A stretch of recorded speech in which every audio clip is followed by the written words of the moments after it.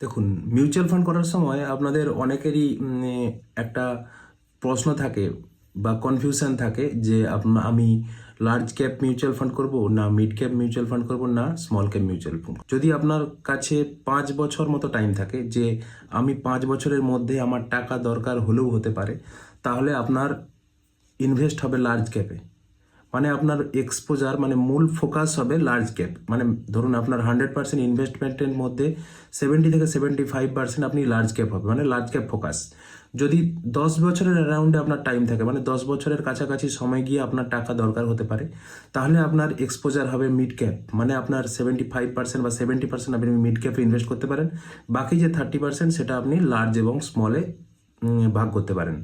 যদি আপনার 15 বছরের মতো সময় থাকে, তাহলে আপনার ম্যাক্সিমাম ফোকাস হবে স্মল ক্যাপে।